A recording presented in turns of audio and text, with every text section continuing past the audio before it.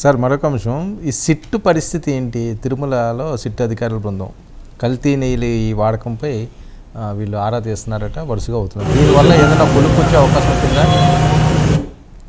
అదేనండి, ఇప్పుడు సిట్టు మీద అయిపోయింది, మొదలైంది, హడలు కొట్టారు, ఇట్లా రకరకాల వార్తలు ప్రచారంలో చేస్తున్నారు.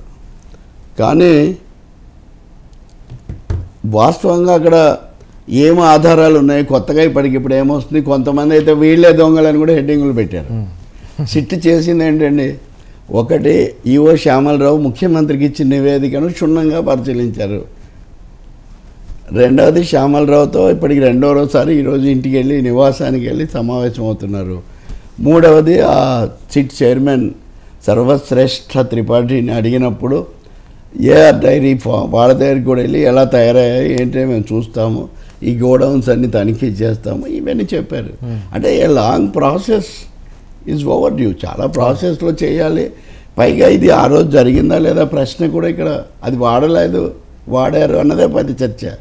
ఎందుకంటే అవి వెనక్కు పంపించామన్నారు కదా, అంతకుముందు ఏ తేదీన వచ్చింది, మే చివరిలో ఇచ్చారు ఆర్డర్, అది మొన్న డెలివరీ అయింది. ఇవన్నీ ప్రశ్నలు ఉన్నాయి. కాబట్టి సిట్ ఏదో పొద్దునకంత అద్భుతాలు కలయ వెంకటనాయక అని కలయో వైష్ణవమాయో అన్నట్టుగా వైష్ణవమాయం చేసే పరిస్థితి ఏముండదు. సిట్ దర్యాప్తు అనేది నిదానంగా అంచెలంచెలుగా జరగాల్సి ఉంటుంది. అది మొదలుపెట్టారు వాళ్ళంతా. మా డ్యూ ప్రాసెస్. ఓకే, మళ్ళీ వాళ్ళ తయారీదారులను చర్చించటము, వాళ్ళ ఆచార్యులను ప్రశ్నించటము, ఆర్డర్లు ప్రొక్యూమిక్ మనం చూపించే కదా, ప్రొక్యూర్మెంట్ లాంటివి చూడడము, అంతకుమించి ఏదో నాటకీయంగా చేసేదేముండదు. మన మీడియా కూడా కొంచెం అత్యుత్సాహం, కొంచెం బ్రేక్ వేసుకుంటే మంచిది. ఎందుకంటే కొలుకు వచ్చే అవకాశం ఉంటుందండి, ఒక స్పష్టమైన రిపోర్ట్ తప్పకుండా కొన్ని వారాలు పడుతుంది, కొన్ని వారాలు అయితే పడుతుంది. ఇంకోటి సుప్రీంకోర్టు కూడా విచారిస్తుంది. నేను జస్ట్ ఫాలో అవుతున్నాను, ఇవి కూడా నడుస్తున్నాయి. అదిగా ఇప్పుడు బ్రేకింగ్స్ కూడా వస్తున్నాయండి. భక్తులు ఫిర్యాదు చేశారన్న సిద్ధార్థ లోద్రా వాదిస్తున్నారట ఏపీ ప్రభుత్వం తరఫున. దాని మీద చర్చ జరుగుతుంది. May I tell you. TTD లడ్డూపై సుప్రీంలో విచారణ, రాష్ట్ర ప్రభుత్వం తరఫున సిద్ధార్థ లోద్రా వాదనలు. తయారైన లడ్డూలను టెస్టింగ్కు పంపారా? ధర్మాసనం అడిగిన ప్రశ్న. లడ్డూలో కల్తీ జరిగిందని నిర్ధారించారు. I will tell you point by point. మొట్టమొదటిగా జస్టిస్ గవాయ్ ఒక చమత్కారం వేశాడు.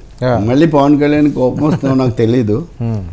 When the hearing got scheduled for 1 PM, justice Gavai joked, hopefully we should not have to eat laddoos at lunch అని. లంచ్ టైంలో మనం లడ్డూలు తినే పరిస్థితి రాదు అని అనుకుంటున్నానే జస్టిస్ గవాయ్ అన్నాడు. ఇప్పుడు ఆయన మీద కూడా ఎవరైనా రెచ్చిపోతే మనం ఏమీ చేయలేము. ఎందుకంటే భారతీయులు హాస్యము, ఈవెన్ పురాణాల్లో కూడా అనేక హాస్య కథలు ఇవన్నీ కూడా ఉంటాయి. తర్వాత సుబ్రహ్మణ్య స్వామి తరఫున రాజశేఖరరావు ఆయన కథ కేసేసింది మొదట. అతను మాట్లాడాడు, ఇది చాలా తీవ్రమైన ఆందోళన కలిగించే విషయము. ప్రెస్లో మీడియాలో ప్రకటన ఇచ్చారు, ఏమని అంటే కల్తీ కలిపేశారు అని. దీంతో భక్తులందరికీ కూడా ఆందోళన కలిగింది. నిజానికి ఆ నెయ్యి అసలు వాడలేదని తర్వాత చెప్పారు. మరి అటువంటప్పుడు రాష్ట్ర ప్రభుత్వం దీంట్లో జోక్యం చేసుకోవాలా వద్దా? And material in public domain displays that the ghee was not used and return from Tirumala. ఆ నెయ్యి వాడలేదు, వెనక్కి ఇచ్చామని మెటీరియల్ కనిపిస్తుంది. అలాంటప్పుడు ఏం చేయాలి? Did they have credible basis to make that? Then what is the process the TTD adopts? So if there is a question mark on the deity's prasadam, then it has to be examined. Now with the statement made, can they have a free and fair inquiry? మీరు ముందే ప్రకటన ఇచ్చేసిన తర్వాత కల్తీ అయిపోయింది చేసేసారని మీరు నిష్పాక్షికంగా విచారణ జరిపిస్తారా? ఒక ప్రభుత్వం విచారణ అంటే మీరు అడిగిందే. మీరు ముందే ప్రిజుడిషియల్గా ఒక నిర్ణయానికి వచ్చి ప్రకటించారు, భక్తులను కలతకు గురి చేశారు. ఇప్పుడు మీరు నిష్పాక్షికంగా విచారణ ఎలా జరిపిస్తారు? నేను భక్తుడిని అని కూడా చెప్పాడు ఆయన మొదటే. ఎవరు? రాజశేఖరరావు. సుబ్రహ్మణ్య స్వామి తరఫున వాదించే అతను, నేను భక్తుడినేనండి, భక్తుడిగానే ఈ ఆందోళన చెందుతూ ఉన్నాను అని చెప్పి ఆయన చెప్పాడు. తర్వాత ప్రభుత్వ న్యాయవాది కూడా, ప్రభుత్వం తరఫున న్యాయవాది క్వశ్చన్ మార్క్ అన్నాడండి. దేవుడి ప్రసాదం మీద క్వశ్చన్ మార్క్ పెట్టడం బాగాలేదండి, మీరు విచారణ చేసి ఉండాలి కదా ముందే ప్రకటించే బదులు అని చెప్పి ఈ ప్రకటన మీద మీరు క్షుణ్ణంగా దర్యాప్తు జరపాలి అన్నాడు. సో అడ్వకేట్ రోహ్తగి, ముకుల్ రోహ్తగి మీకు తెలుసు కదా, అవును, ఆయన ప్రభుత్వం తరఫున వాదిస్తున్నాడు. ఈ పిటిషన్లకు విచారణ అర్హత లేదన్నాడు. ఏది ప్రభుత్వం మీద దాడి చేయడానికి తప్ప ఈ పిటిషన్దారులకు ఈ కేసుతో సంబంధం లేదు అని these petitions are not bona fide but only to attack the present government. Doctor Swamy show clearly I have appointed SIT said Rohatgi appearing for Andhra Pradesh state government. So ఆయన ఏమన్నాడంటే అసలు సుబ్రహ్మణ్య స్వామి రాజకీయ ఉద్దేశంతో కేసు వేసాడు మా ప్రభుత్వం మీద దాడి చేయడానికే, కాబట్టి దీనికి విచారణ అర్హత లేదన్నాడు. సో కేసు మెరిట్స్ డిమెరిట్స్ వేరు కదా. బహుశా సుప్రీంకోర్టు ఇంకా విచారణ సాగుతున్న కొద్దీ ఇతర అంశాలు బయటికి వస్తాయనుకుంటాను. బట్ రెండు వైపులా బలమైన వాదనలు అయితే ఉన్నాయి. యా సార్, ఒక పక్క సుప్రీంకోర్టు, బహుశా మన చర్చ మన ఇదైపోయి లోపల రావచ్చు. అంటే క్లారిటీ వస్తుందా అంటే ఏది తీసుకోవాలా లేదా, ఇనిషియల్గా నోటీసులు ఇవ్వడము, అది అసలు తీసుకోవాలా లేదా అట్లా తీసుకున్నారు కదా, తీసుకున్నారు, విచారణ మొదలు పెట్టారు కదా. ఓకే, అందుకని ఇది త్వరితగతిన తెలుస్తారు సార్, ఎందుకంటే కోర్టు కేసులు ఎప్పటికి వస్తాయో తెలియదు, ఎంతకాలం నడుస్తుందో తేలదు. అంటే ఒకటి కదా, ఉద్రిక్తతలు తగ్గించడానికి ఇష్టం వచ్చినట్టు మాట్లాడకుండా ఉండటానికి, హడావుడిగా ఏకపక్షంగా వెళ్ళకూడదని, అలాగే ప్రత్యర్థులు కూడా ఇలా ఉండకూడదని, ఇలా కొన్ని అందరికీ ఎవరెవరి కట్టుదిట్టాలు కొన్ని ఆదేశాలు జారీ చేస్తారు, మధ్యంతర ఆదేశాలు.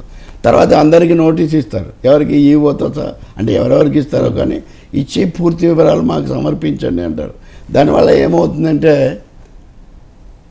అనవసరంగా ప్రజలను కలత పెట్టే, ఉద్రేక పెట్టే పరిస్థితి పోతుంది. కొంత విరామం, కొంత పరిశీలించడానికి సమయం లభిస్తుంది. That's what I feel. Okay, yeah కొట్టేయడం అంటే అది జరిగి ఉండదు, అట్లా జరగదు. ఎందుకంటే కొట్టేయడమే వాళ్ళ ఉద్దేశం అయితే దాన్ని తీసుకోరు. ఇప్పుడు ఇంత తెలిసే తీసుకున్నారు కదా ఈ సీరియస్ ఇష్యూ అని. పైగా భక్తులు నేను కూడా ఆయన చెప్తున్నాడు కదా, కాబట్టి ఈ భక్తులు కానీ వాళ్ళు ఎవరు వీళ్ళల్లో. సార్, ఇందులో ఏమైనా సుబ్బారెడ్డి గారిది అన్నది అది వైసీపీ నుంచి తీసుకో ఇలా ఉండాలా? Subbareddy as a former chairman, మాజీ చైర్మన్గా పెట్టాడు. ఓకే, ఇంకోటి కూడా అడిగాడు, సుప్రీంకోర్టు ఇంకోటి అడిగింది, అసలు హడావుడి ఏముంది, ఎందుకు మీరు మీడియాకి అంత తొందరగా హడావుడి వెళ్ళారని. సో అది కూడా అయింది. ఏమన్నారంటే supreme court asked the Andhra Pradesh government to keep gods away from politics. దేవుళ్లను రాజకీయాల నుంచి దూరంగా పెట్టండి అన్నాడు. ఇంకోటి the apex court asked was the ghee was which not found in conformity used for prasadam the state government. అంటే అది వాడారా పక్కన పెట్టారంటే మేము పరిశోధిస్తున్నామని చెప్పింది ప్రభుత్వం. అంటే వాడామని చెప్పలా, మేము ఇంకా దర్యాప్తు చేస్తున్నామని చెప్పింది. మరి అటువంటిప్పుడు ఎందుకు మీరు మీడియా చెప్పకపోతే మరి మీడియాలో కొవ్వు కలిసింది అదే కోర్టు అదే అడిగింది. అప్పుడు కోర్టు మరి అటువంటిప్పుడు ఎందుకు మీరు వెళ్ళారు అని అడిగింది కోర్టు.